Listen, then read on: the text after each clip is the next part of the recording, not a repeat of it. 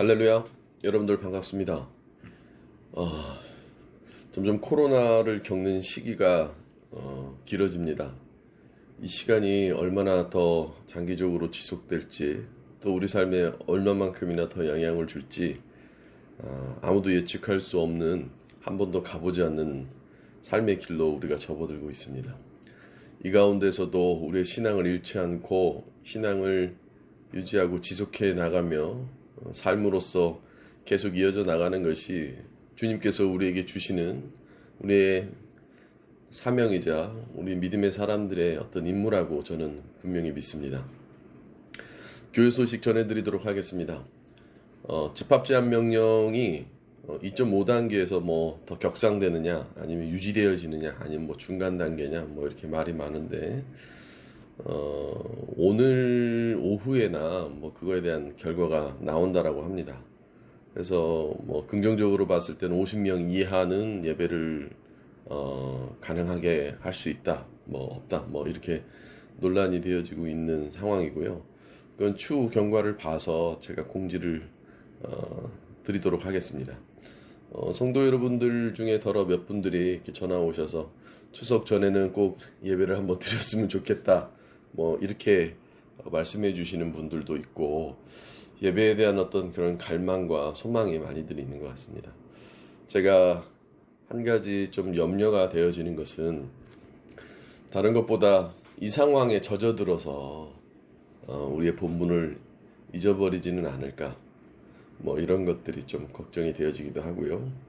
아무래도 장기간 이런 기간들이 오래되어지다 보면 교회뿐만 아니라 여러 사업장들, 또 우리 성도 여러분들의 삶에도 여러 가지 좋지 않은 일들이 지속되어질까봐 좀 그것이 염려되고 걱정되긴 하나, 그래도 믿음의 사람들, 우리의 신앙생활은 그것을 넘어선 우리 삶에서 계속 유지되어지고 지속되어져야 된다는 것을 잃지 않았으면 좋겠습니다.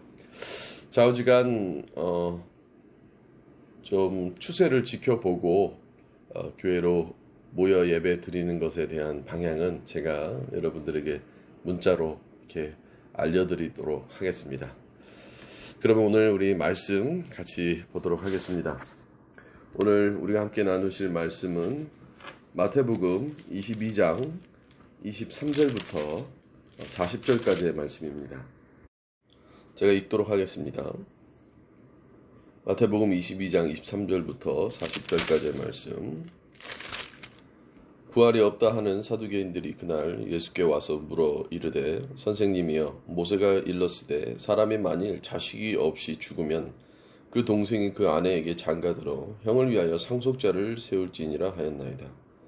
우리 중에 칠형제가 있었는데 마지가 장가들었다가 죽어 상속자가 없으므로 그 아내를 그 동생에게 물려주고, 그 둘째와 셋째로 일곱째까지 그렇게 하다가 최후에 그 여자도 죽었나이다. 그런즉 그들이 다 그를 취하였으니 부활 때 일곱 중에 누구의 아내가 되리이까? 예수께서 대답하여 이르시되, 너희가 성경도 하나님의 능력도 알지 못하는 고로 오해하였도다. 부활 때에는 장가도 아니가고 시집도 아니가고 하늘에 있는 천사들과 같으니라. 죽은 자의 부활을 논할진대 하나님이 너희에게 말씀하신 바 나는 아브라함의 하나님이요 이삭의 하나님이요 야곱의 하나님이로라 하신 것을 읽어보지 못하였느냐? 하나님은 죽은 자의 하나님이 아니요 살아있는 자의 하나님이시니라 하시니 무리가 듣고 그의 가르침에 놀라더라. 예수께서 사두개인들도 대답할 수 없게 하셨다 함을 바리새인들이 듣고 모였는데, 그 중에 한 율법사가 예수를 시험하여 묻되, 선생님, 율법 중에서 어느 계명이 크니이까? 예수께서 이르시되, 내 마음을 다하고 목숨을 다하고 뜻을 다하여 주 너의 하나님을 사랑하라 하셨으니 이것이 크고 첫째 되는 계명이요 둘째도 그와 같으니 내 이웃을 내 자신과 같이 사랑하라 하셨으니 이 두 계명이 온 율법과 선지자의 강령이니라. 제가 최근에 어떤 한 사람한테서 질문을 받았습니다. 그 질문의 요는 뭐였냐면, 이런 상황 속에서 신앙생활을 어떻게 해야 되느냐, 뭐 이런 질문을 제가 받게끔 되었습니다. 근데 그 질문을 받고 보니까 저 또한 그 질문에 대해서 어떻게 대답을 해야 될지 이렇게 확실하게 준비가 되어 있지 않더라고요. 왜냐하면 저도 이 코로나의 상황 속에서 살아가는 한 사람이자 이 사회에 속해서 또 살아가는 한 사람이니까 말이죠. 근데 이 질문에 대한 대답을 해야 되는 것은 분명하더라고요. 그래서 그 질문에 제가 조금 시간적 여유를 두고 대답을 했습니다. 그 대답에 대한 내용이 이제 주된 설교에 대한 구상이 되어져서 여러분들과 이렇게 말씀을 나누고자 되었는데, 여러분들도 궁금하지 않습니까? 이런 상황 속에서 우리가 무엇을 해야 되는지, 또 그 무엇을 해야 되는지에 대한 어떤 예시가 성경 말씀에서 어떻게 나와 있는지, 또 혹은 성경 안에 많은 믿음의 사람들이 이와 비슷한 상황 속에서 어떻게 해야 할지. 그러다 보니 설교 제목이 참 재밌는 설교 제목이죠. 뭐라고 해야 됩니까? 무엇을 해야 합니까? 이게 오늘 이 설교의 제목인데, 여러분들은 이 코로나의 상황 속에서 신앙인으로서 어떻게 무엇을 해야 되는지 생각해 보셨습니까? 대부분의 사람들이 우리가 겪고 있는 지금 이 코로나19의 시대에 무엇을 해야 될지 몰라 더 우왕좌왕하는 경우가 많이 있는 것 같습니다.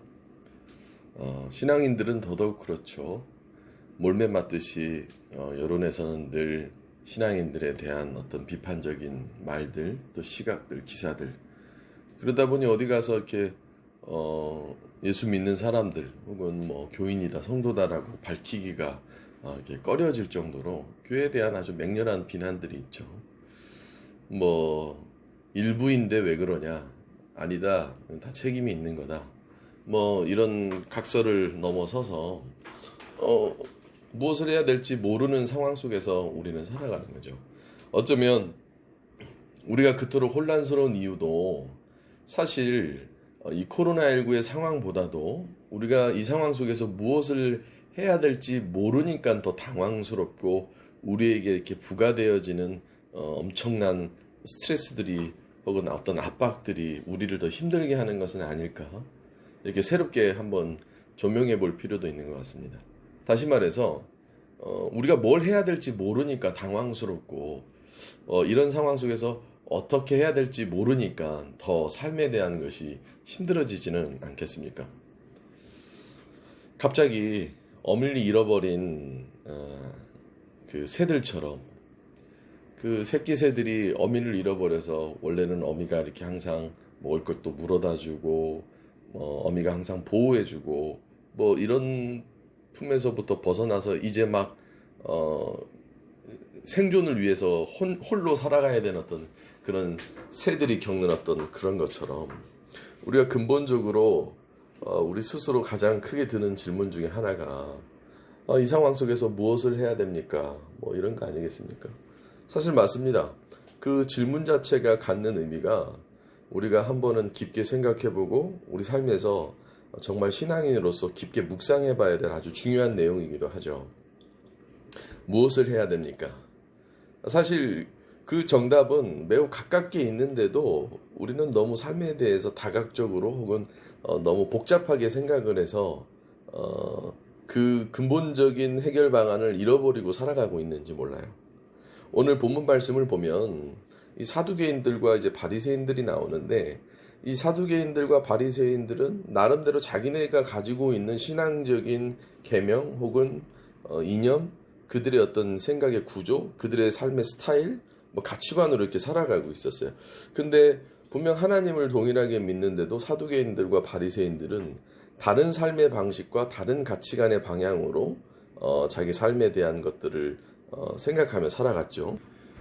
나름 하나님을 믿으며 인생을 살아가야 되기 때문에 그들만의 어떤 룰로 살아갔던 거예요. 그들만의 룰로 살아갔는데 그 룰이 어느 지점에 와서는 부딪히고 어느 지점에 와서는 논리적인 빈약, 어느 지점에 와서는 서로 충돌되어지는 겁니다. 그 충돌되어지는 부분이 바로 부활이었죠. 조금 더 면밀하게 살펴보면 지금 예수님과 대화하고 있는 사두개인들이나 바리새인들이 살았던 이 시대의 상황을 보면 아주 힘들었던 상황입니다. 로마의 압제, 탄압, 그리고 지금 우리가 살아가고 있는 이 편리함이 많이 있는 이 시대보다도 더 어려운 시대에 살아가서 그들은 척박했을 거예요. 지금이야 굶어 죽는 사람이 없었지만 그때 당시에는 굶어 죽는 사람들이 많았죠. 사실 비교해보면 지금 예수님과 대화하고 있는 그 시대에 살았었던 사두개인들과 바리새인들이 우리가 겪고 있는 코로나19의 시대에서 느끼고 있는 그 삶에 대한 어려움보다도 더 컸을지도 모른다라는 겁니다. 우리는 어떤 민주주의라는 터울 안에 어떤 자유분방함 속에서 막 항쟁도 하고 비판도 하고 뭣도 하는 시대였지만 지금 이 말씀의 상황에 나오는 사두개인들과 바리새인들은 사실 모든 것이 억압된 상태인 거예요. 그러니까 어떻게 보면 예수님 앞에 나와서 자기네들의 처지와 상황, 사실 지금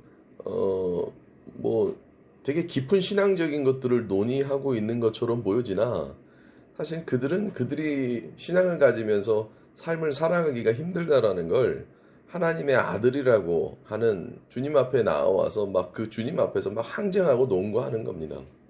그러니까 질문 자체는 되게 논리적인 질문이고 어떤 질문 자체는 뭐가 답을 요하는 질문인 것처럼 보이지만 그 질문 이면에는 그들이 힘들다는 겁니다.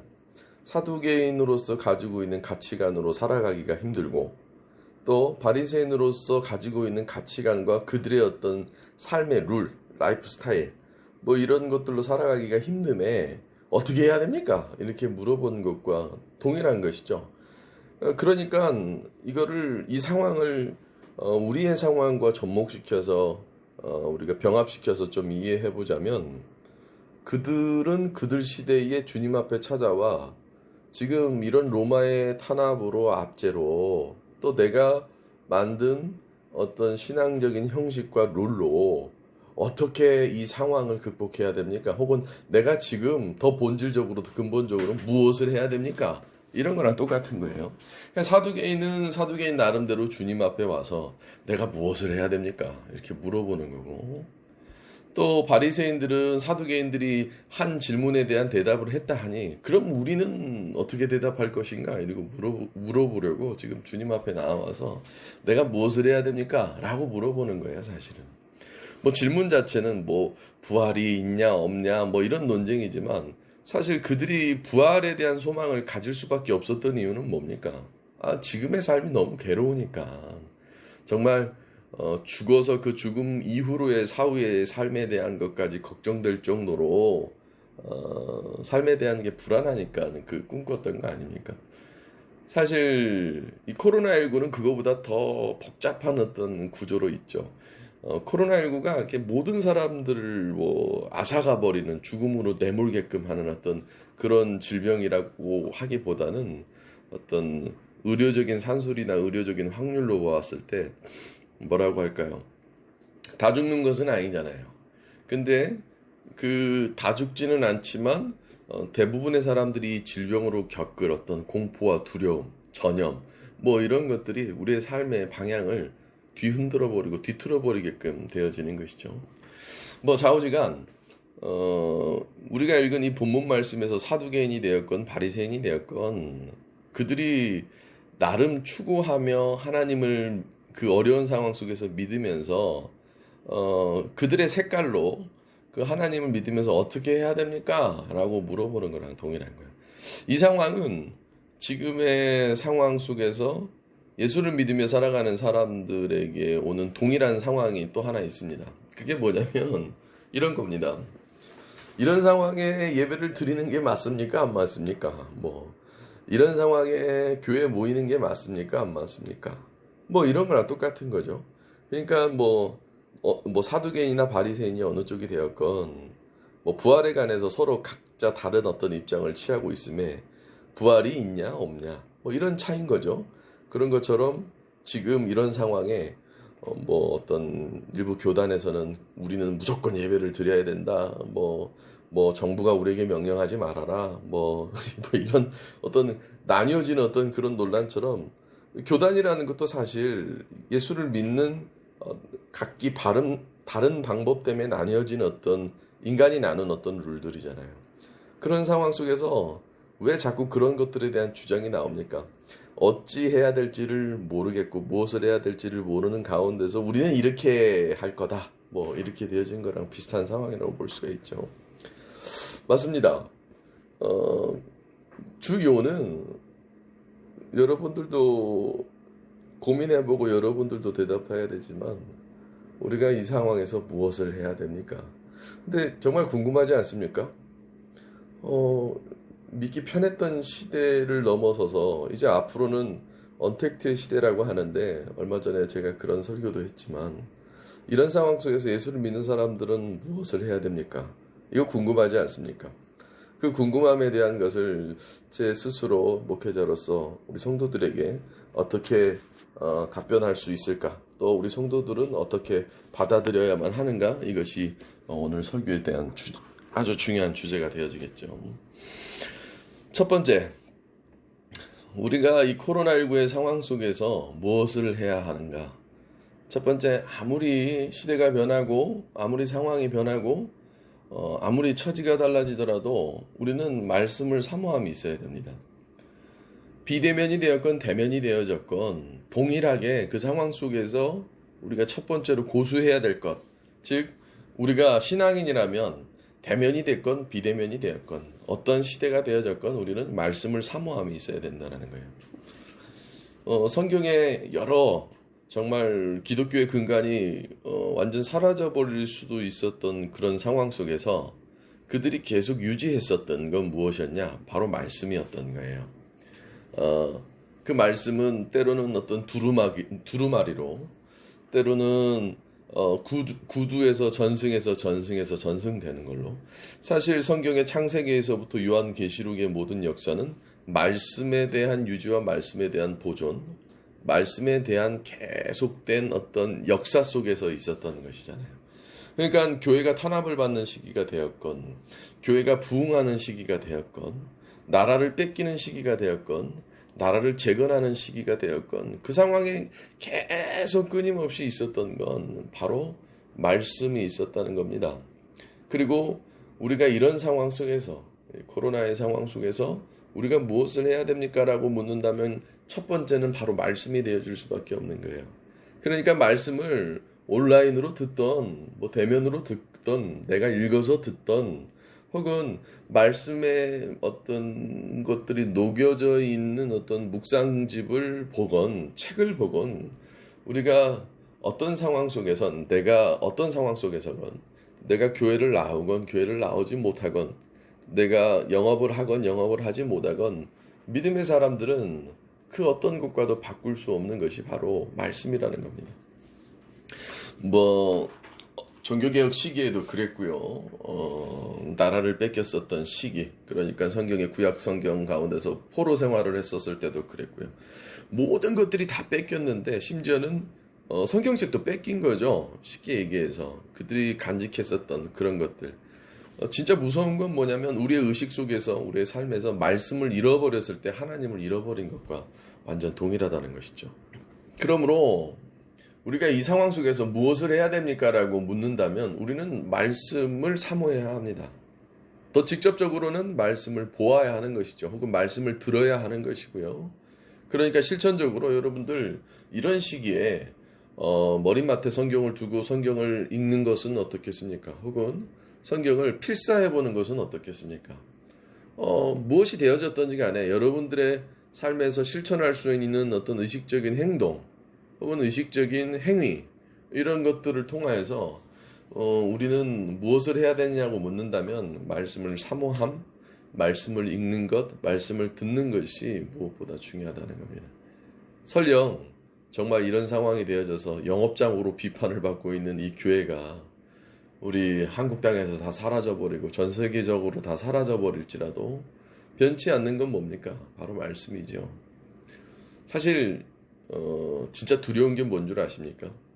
교회가 사라질까봐 두려워한다기보다도 진짜 믿음의 사람들은 말씀이 사라질까봐 두려워해야 되는 것이 옳은 것이죠.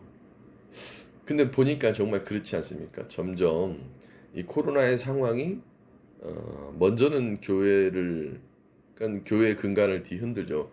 그러니까 대부분의 사람들이 말씀을 들을 수 있고 말씀을 사모할 수 있는 곳이 어디밖에 없었습니까? 교회밖에 없었잖아요.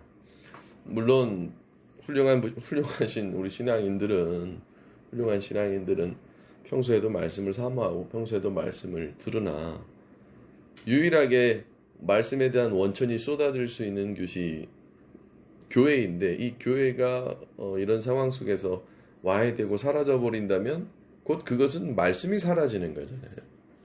설령 교회가 사라지더라도 없어지지 말아야 될 것, 그것은 바로 말씀인 거죠.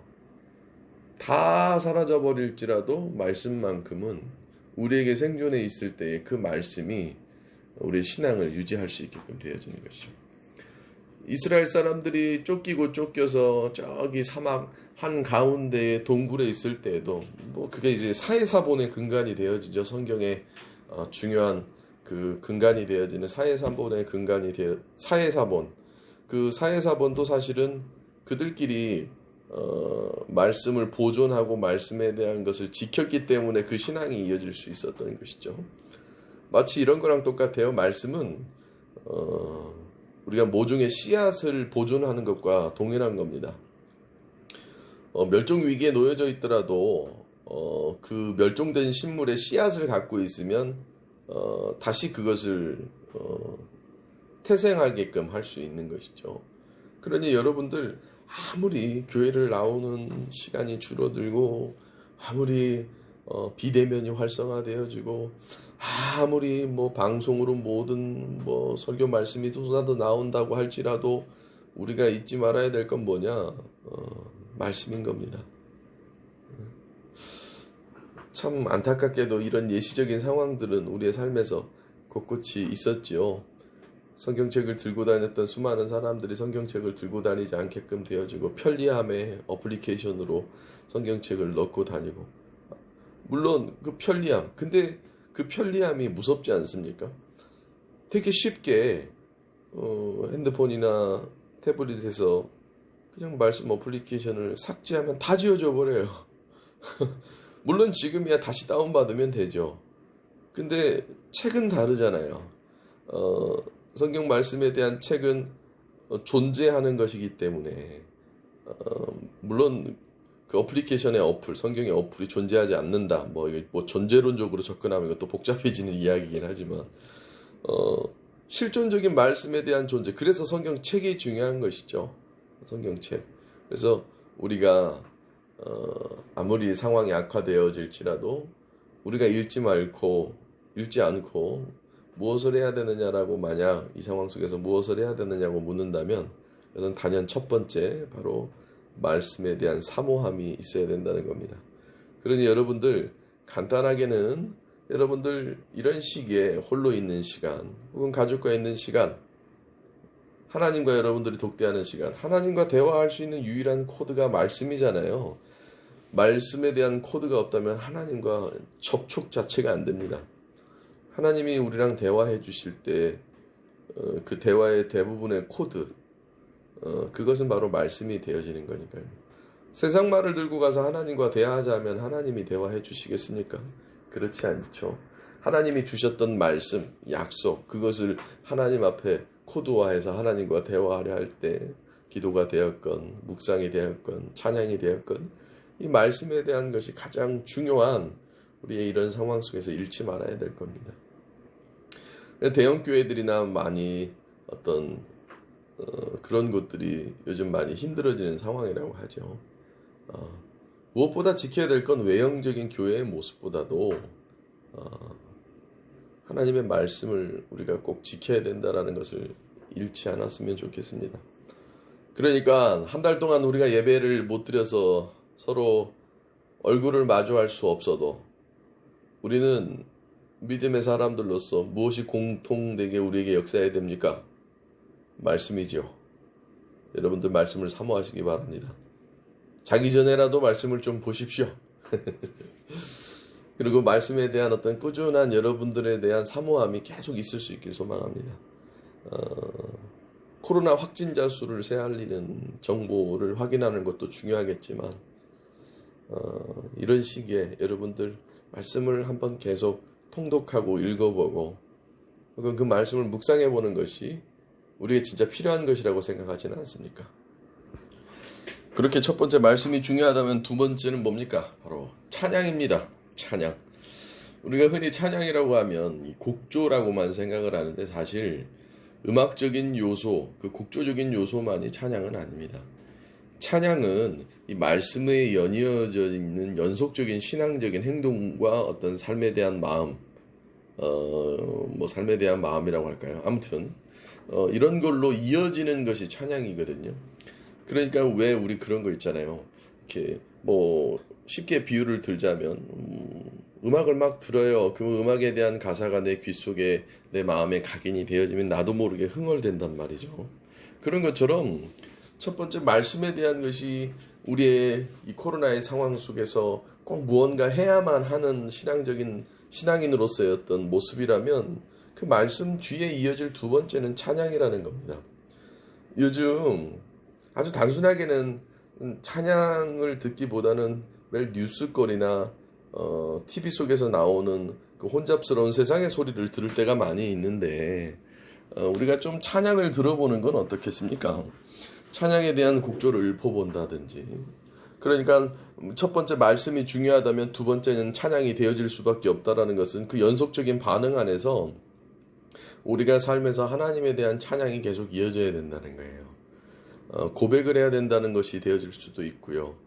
또 내가 고백을 함과 동시에 하나님에 대한 것들을 서사하는 것이 되어질 수도 있다는 것이죠. 그러므로 우리 삶에서 이 코로나의 상황 속에서도 우리가 무엇을 해야 할까라고 한다면 그 두 번째는 아주 본질적인 해답이 되어질 수 있는 찬양을 해야 된다는 겁니다. 하나님을 찬양해야 된다는 거예요.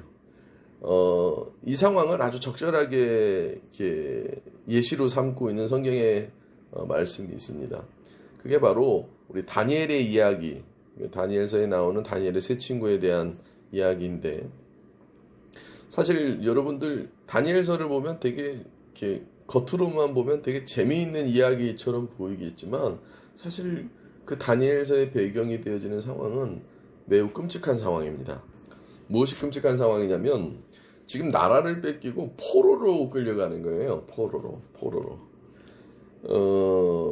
다니엘서에 대한 모든 내용을 말씀드릴 수는 없지만 우리가 부분적으로 알고 있는 다니엘서에서의 어떤 상황을 보면 이 서두에 이제 다니엘의 세 친구에 관한 이야기가 나오거든요. 근데 그 세 친구가 이제 불구덩이로 들어가게 되는데 그 세 친구가 불구덩이에 들어가며 아마 추측키로는 그 세 친구가 손을 서로 잡고 그 불구덩이에 들어갈 땐 무엇을 했을까? 이런 생각을 해보면 아마 제가 봤을 때는 찬양을 하지 않았을까? 이런 생각을 합니다. 지금처럼의 어떤 곡조가 있는 노래를 했다. 이런 것보다도 말 그대로 원론 그대로 찬양을 하지 않았을까라는 저는 말씀에 대한 이해가 저에게 오더라고요. 그러니까 사실 그런 다니엘의 세 친구의 예시가 우리 삶의 일제 탄압 시대에도 그 일본 사람들한테 끌려가며 순교를 당할 때에도 믿음의 선조들이 그 죽는 순간에도 찬양을 불렀다고 하죠. 여러분들은 한번 정말 고된 날 집으로 돌아오는 길 혹은 고된 날 잠들기 전에 여러분도 한번 찬양을 읊어보십시오. 그러면 그 찬양에 대한 은혜가 우리 신앙 안에서 아주 깊게 이렇게 솟아날 때가 있습니다. 그러니까 이 어려운 상황에 사실 조금 어폐가 있긴 합니다만 우리 믿음의 사람들은 늘 찬양을 잃어버려서는 안 된다는 겁니다. 무엇을 해야 되는가? 내가 이런 코로나의 상황에서 어떤 것을 해야 되는가? 주님을 고백함이 필요할 수 있다라는 것이죠. 오늘 본문 말씀에서도 보면 이 지금 언급되어져 있는 모든 내용들이 사실 하나님을 사랑했을 때 나올 수 있는 내용들이거든요. 그러니까 오늘 본문 말씀의 주된 요는 그거 아닙니까? 첫째 계명은 하나님을 사랑해라. 하나님을 사랑한다라는 게 다른 표현으로 하면 하나님이 주신 우리의 말씀을 사랑한다는 것이 되어지겠죠. 그러니까 첫째 계명이 하나님을 사랑하는 거다. 그러면 하나님을 사랑하는 게 뭐냐? 그러니까 오늘날 우리가 이 어려운 시기에도 무엇을 해야 되는가? 하나님을 믿는 사람들이 하나님을 사랑해야 되죠. 그러면 그 하나님을 사랑한다라는 것에 대한 첫 번째가 뭐냐? 하나님의 말씀을 사랑하는 게 하나님을 사랑하는 것이고, 또 하나님을 사랑하면 찬양을 하게 되잖아요. 여러분들도 소시적 누군가를 사랑해 보셨던 시절에 뭐 편지를 쓰거나 뭘 할 때 그 사람을 찬양하잖아요. 그런 것처럼 아주 원론적인 대답, 무엇을 해야 됩니까? 라고 물어본다면 하나님을 사랑해야 합니다.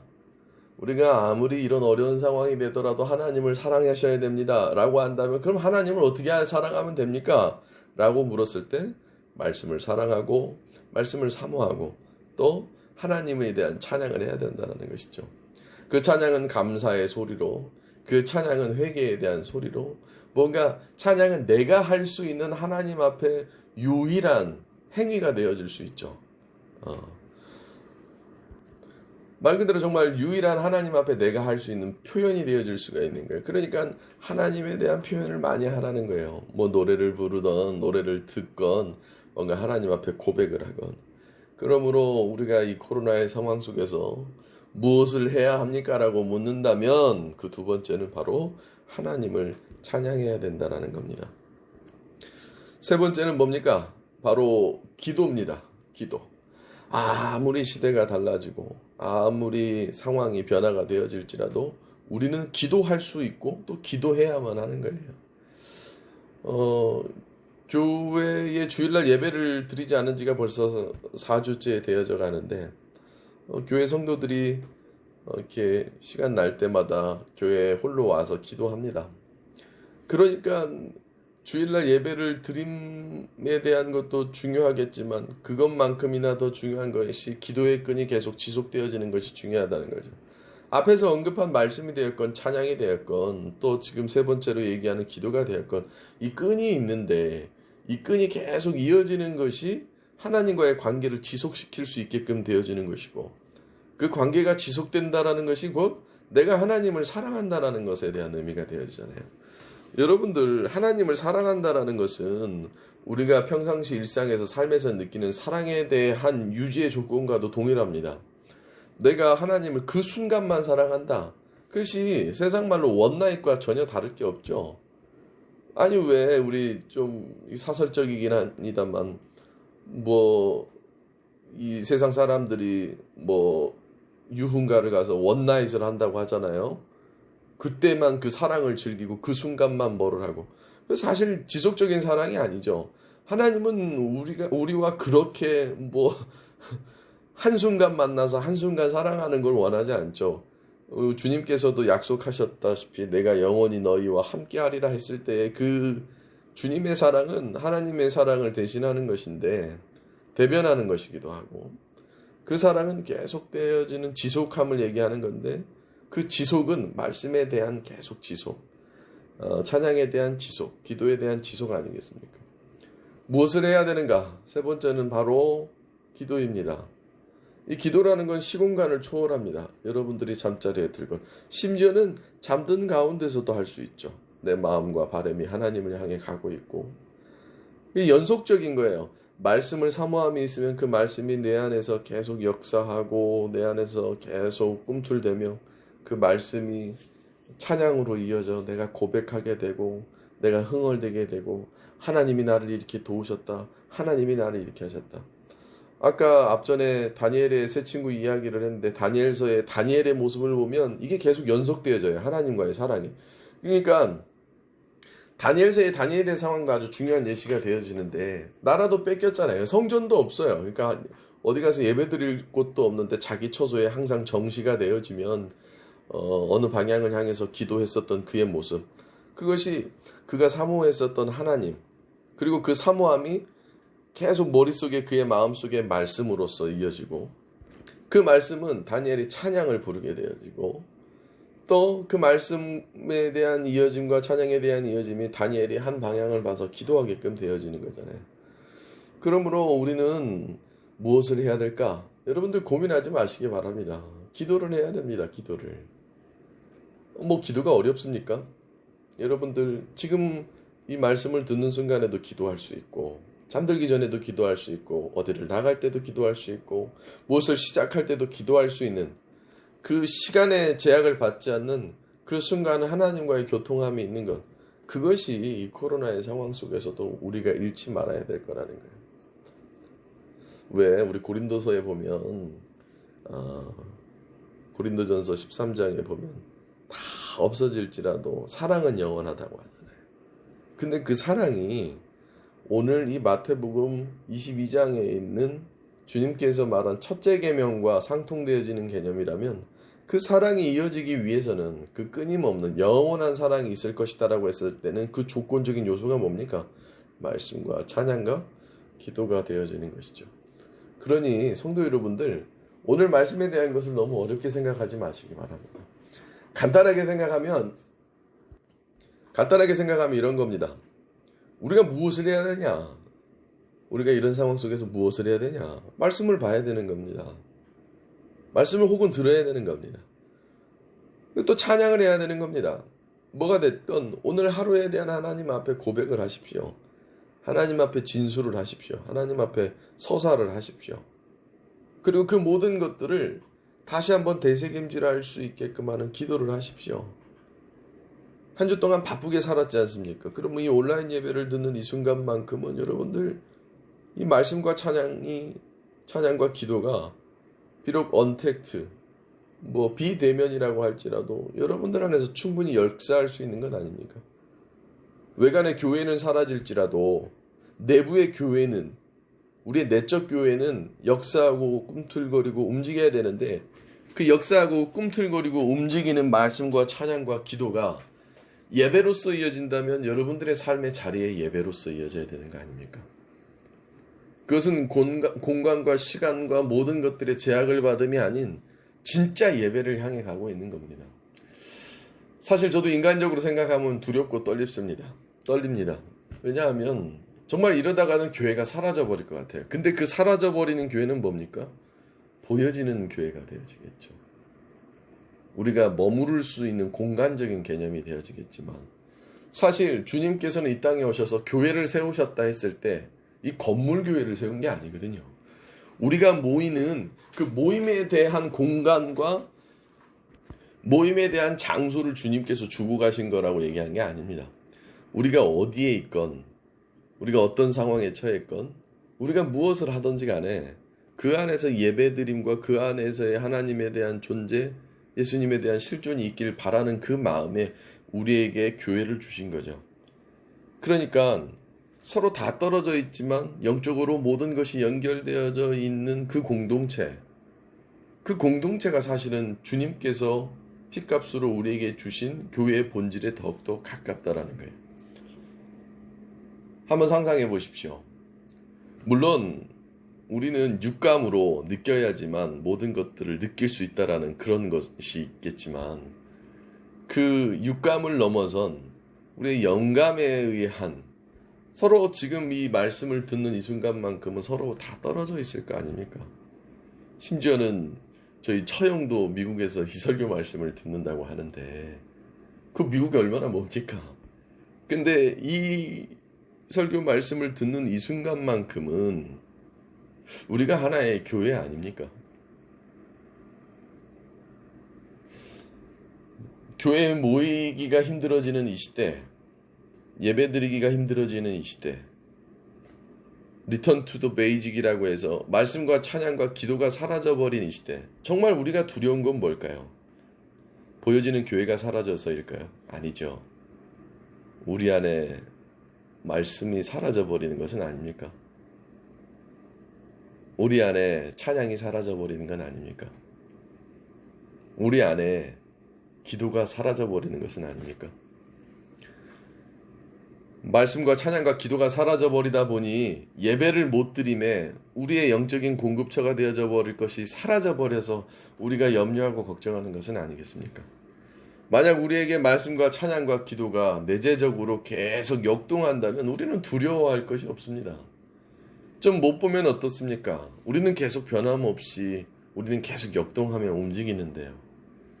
사랑하는 성도 여러분들, 이 어려운 시기에 무엇을 해야 하냐라고 내 스스로 되질문하고 많은 사람들이 간접적으로든 직접적으로든 우리 신앙인들에게 질문을 한다면 우리는 말씀을 사모하고 찬양을 해야 하며 기도를 멈추지 말아야 될 줄로 믿습니다.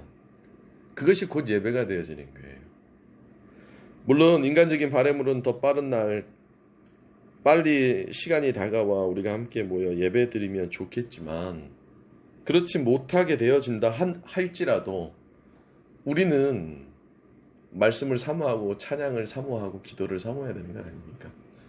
우리가 정말 걱정해야 될 것은 이러다가 교회가 어떻게 되는 거 아니야?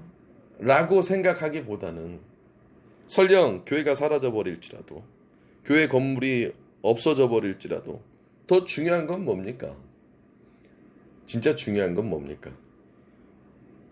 바로 우리 안에 말씀이 사라져 버릴 것을, 우리 안에 찬양이 메말라 버림을, 우리 안에 기도가 멈춤을 걱정해야 되는 것 아닙니까? 하지만 우리 안에 말씀과 찬양과 기도가 살아있어 내 삶에서 예배를 드릴 수 있다면 우리 믿음의 사람들에게는 무엇을 해야 하는가 라고 질문하는 이 시기가 되기보다는 무엇을 해야 하는지 분명하게 보여지는 그런 시기와 그런 시대가 되지 않겠습니까? 사랑하는 성도 여러분들, 여러분들의 삶에 말씀과 찬양과 기도가 끊이지 않아 하나님을 사랑하고 여러분들의 삶에서 예배드리며 그 예배드림에 대함이 멈추지 않아 우리 모두 다가 하나님 앞에 바로 설 수 있길 간절히 소망합니다. 기도하겠습니다. 하나님 아버지, 이 시대에 우리가 살아가며 무엇을 해야 합니까? 어떻게 해야 됩니까? 라고 많은 질문들이 나를 에워싸고 있을 때 하나님, 우리는 분명 우리의 본분을 잃지 않아 하나님의 말씀을 사모하고 하나님을 찬양하며 하나님 앞에 기도하는 것이 그 어떤 것보다도 이 상황 속에서 하나님을 사랑하는 증거가 되어줄 수 있게 허락하여 주시옵소서. 값비싼 선물을 해줘야지만 누군가를 사랑할 수 있는 조건이 아니라 하나님을 사랑한다라는 조건은 말씀을 사모함임을 잃어버리지 않게 하여 주시옵시고 삶에서 찬양이 멈추지 않게 되어짐을 잃어버리지 않게 하여 주시옵시고 삶에서 기도의 소리가 끊이지 않게끔 되어지는 것이 하나님을 사랑함을 잃어버리지 않게 하여 주시옵소서. 하나님, 우리 성도들이 메마르지 않게 늘 말씀과 찬양과 기도로 이들의 삶을 충만하게 허락하여 주시옵시고 촉촉하게 하여 주시옵시고 무엇이로든지 생동하고 역사하기에 부족하지 않은 상태로 하나님 이들의 삶에서 끊임없이 예배하게 허락하여 주시옵소서.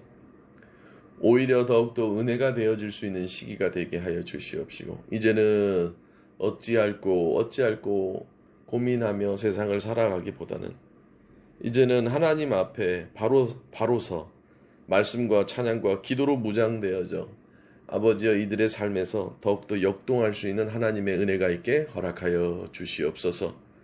아버지여 모든 것들 지켜주실 줄로 믿습니다. 살아계신 예수님의 이름으로 기도합니다.